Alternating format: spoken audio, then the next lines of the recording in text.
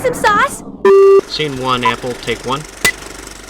So everybody that's from Tucson knows about eegees, and they have a sandwich that's called a grinder. Now you can get a regular grinder, you can get a deluxe grinder. Now I live in California now. I was born and raised in Tucson, Arizona, but live in California. They don't have eegees here. So if I want my wife to experience an eegees, I'm gonna have to make one, okay? So let's go ahead and make our bread first. What I'm gonna do is I'm gonna put some yeast inside here. This is fast acting yeast. Putting a little sugar in here, eyeballing it, about a teaspoon. I'm putting just a little bit of salt. This is kosher salt. So if I was using regular table salt, it'd be less than this. Okay. But what I want to do is I want to put 2 cups of all-purpose flour. You can either use butter or you can use vegetable oil, and or you can use olive oil. But we do need to add a little bit of oil to this. And for 2 cups, I'm going to be adding maybe a tablespoon of oil. I'm going to put about 3/4 of a cup of water in this. And we're going to see if that's enough. We're looking for a semi-sticky dough. The way that that's going together tells me we need to add a little bit of water. I added about 1/8 of a cup of water right now. It's coming together. So we're going to give this a minute or so to mix up. Okay, I'm going to add just a touch more water, maybe a tablespoon. Now this is incorporated. I'm going to test the dough here. And it's a little dry. It's a little dry, okay? I want it to be a little stickier than that. I'm going to add a tablespoon of water, which should be enough. And we're going to go ahead and stir this again. At first, of course, it's going to act like a lubricant, and it'll slide around, but then it'll end up getting inside there eventually. If you want to add pieces of jalapeno to make a jalapeno loaf, you can. I mean, you can put cheese in this. Like I was saying, you can do all sorts of stuff to make your sandwich bread the way that you want it. You know, you can go balls to the wall. Okay, so I have this now at the tackiness or the stickiness that I'm looking for. Okay, and what I mean by that is that you see that the bottom is kind of still sticking a little bit. All right, but it's not real sticky. That's what I'm looking for. So now what I'm going to do is on number 4, okay, on my mixer, about this speed, I'm going to go ahead and I'm going to knead this for about 5 minutes or so. All right, so it's been mixing. That's pretty good. I'm going to take this off of the dough hook here, and I'm going to let it rest. Okay, so we're just going to let that sit there and let that rest for a little bit, maybe 5 minutes, and then we're going to go ahead and we're going to knead it some more for about another 5 minutes, and after that we're going to let it prove. Okay, I don't know if you can see it. I've let it rest for 5 minutes, and now I'm kneading it again, and it's kind of sticking to the side just a little bit, and that's kind of like what I'm talking about. You want it to be semi-sticky. You don't want it to be sticking a whole bunch, but at the same time you don't want it to be completely dry either. So after it's mixed for a while, you can kind of check the consistency. You see how it's sticking to my fingers, but at the same time it kind of isn't? Well, we're kind of looking for something like that. Now, this is a pretty decent dough, but I can tell by the way it's tearing, I need to go ahead and knead it a little while longer, okay? Maybe about 2 or 3 minutes. Okay, so let's go ahead, pull this out. You see how it's kind of sticking to the bowl a little bit? There's a lot of elasticity to this, but it is sticky, but it's not sticky. That's what I'm looking for, okay? So what we're going to do is we're going to take this. Some of it's going to stick. Not a whole lot you can do, okay? But we want to do what's known as proving this, and that basically is allowing the yeast to consume some of the sugars in this and start creating the carbon dioxide. And so what I'm going to do is I'm going to end up taking a little bit of spray Crisco and hitting the sides. Okay, so that way when this thing starts expanding, it doesn't stick to the sides as much. We want to go ahead and we want to cover this. You can use a towel or whatever. I'm just going to use saran wrap. Okay, and we're going to go ahead and let this prove. And could take 45 minutes, could take an hour, depending on the temperature, depending on how old the yeast is. Right? There's a lot of things that are going to determine how long that takes. But I figure about an hour, hour and a half. This will double in size. and then we'll knock it down, and then we'll go ahead and shape it into the rolls that we want. Okay, so while that is proving, what we're going to do is we're going to get some of our vegetables ready. I am going to be using a mandolin slicer here. Sometimes they call them a V slicer if the blade is a V. Now we're going to be using onion for our sandwiches. Now, because we're going to be using a raw onion, you don't want to use a yellow onion. This is a yellow onion. This is a white onion. You want to use a white onion. If you can find one that's called like a sweet onion, use a sweet onion, okay? But a white one is the one that you want to use, not this. Not for a raw onion, okay? These have the white ones are a little bit sweeter. So now, with that being done, I'm going to take the onion and slice it.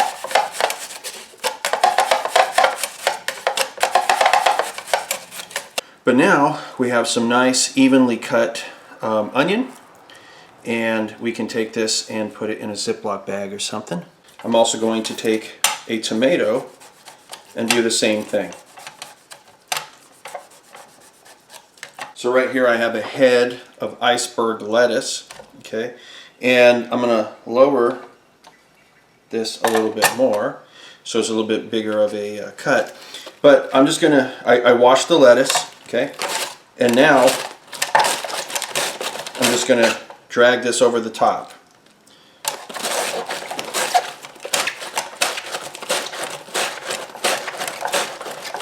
But that, my friends, is good lettuce right there. If you have a salad spinner, you can put this in a salad spinner to get some of that extra moisture off. Because now that we've cut it, some of those cells have opened and the water is going to leave. And we don't want to have wet lettuce, do we? No, we do not. So this is how you make the eegees house dressing. It's essentially a Italian dressing. So we're adding red wine vinegar here.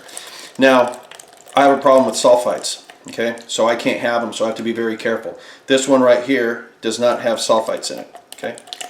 If you have a problem with sulfites, you can't find any, then get apple cider vinegar, okay? Worst case, distilled vinegar. Now, inside the red wine vinegar, we are going to be putting oregano.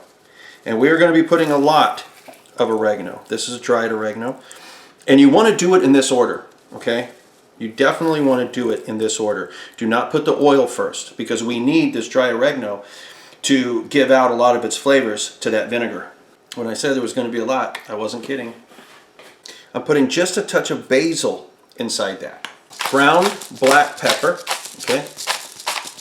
A touch of garlic powder, a touch of onion powder. This is a Dijon mustard. And now we want to mix these guys up real well. Now, eegees house dressing has a tendency to be a little bit acidic, okay, for a dressing. So expect that. Now, I'm going to be adding about the same amount of olive oil, okay? And when you do this, you want to use an olive oil that doesn't have a real strong taste. If so, it might overpower it. Now what I'm going to do is I'm going to taste it for acid right now. I'm not going to taste it for anything else. I'm going to be tasting it for acid. A little bit of olive oil. And we mix. Those herbs are not going to start kicking in for at least an hour, guys. Okay, so just keep that in mind. But this is also a really good salad dressing. Adding just a little bit more onion powder. Everything else seems about right. Even though the flavors have not matured yet, everything else tastes about right. It smells right, and the flavor's close, but like I said, it has to mature. Okay, so let me taste for acidity again. There we go. It's right about equal parts vinegar to oil. If it's too acidic, add oil. If it's not acidic enough, add a little bit more vinegar. Okay? You can also add a little sugar to this if you want to kind of sweeten it up. Okay? But now we're going to cover this and we're going to put it in the refrigerator. After it's been in the refrigerator for a while, it's going to separate the mustard from the vinegar and the oil. And that's normal because you're essentially, this is just a vinaigrette. I haven't actually had an eegees grinder in a good 15 years, okay? But I remember that dressing. Now I just took a nice spoonful of that, and with no lettuce, no nothing. That's it. That's on the money right there. All right, as you can see, the bread has more than doubled in size, and this is what's known as punching down the dough. We're letting that gas escape, okay? And it shrinks, and you see that it sticks to the side. Now what we're going to do is we're going to take this out, and we're going to put it in rolls. We're going to make it into a cylindrical shape. And before we do that, we're going to take a little bit of flour. We're going to throw it up here. Well, don't throw it up. You know, that sounds gross. But we want to dust the surface here. And what we want to do, try to divide this up into two pieces here that are equal. Okay. That way we can make two separate loaves or two different rolls. Throw that to the side. And what we're going to do is we're just going to end up taking this and we're going to try to roll it out. Okay. We're going to call that one good.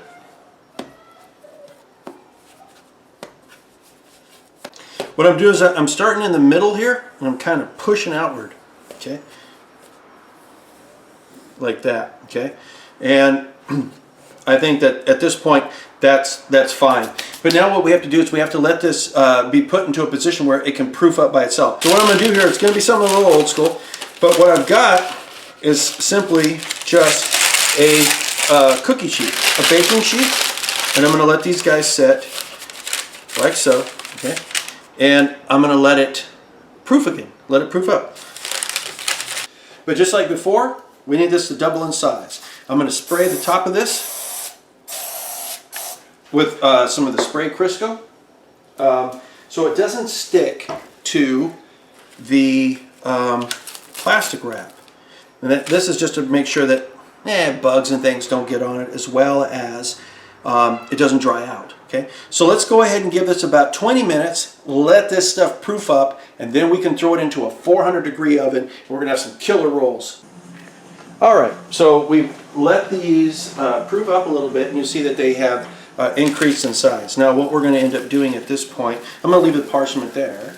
I have a 400-degree oven that has already been set and it's been preheated. But if you want to put an egg wash on top, you can. In this case, we're not going to be doing that. Okay, so this goes in for about 16 to 20 minutes, 400-degree oven. Now, the pepperoncinis, on the other hand, are not pre-cut, so we're gonna have to cut these. And I honestly don't think that for a sandwich we need much more than maybe one or two of these guys. And we're gonna go ahead and we are going to cut these dudes up. So these are going to be the meats and the cheeses that we're going to be using for the eegees grinder. We're going to be using provolone for the cheese. We're going to be using a smoked deli ham. You could just use a regular ham. It doesn't have to be smoked. A salami. I prefer the uncured. Too many nitrates in a lot of these things. And I'm going to be using pepperoni too, because this is a deluxe grinder where they add the pepperoni to it. Here's our bread. And now we are going to cut this stuff up into the size that we need. Cut a couple of pieces off of this. So we're going to be putting a little bit of pepperoni inside, salami,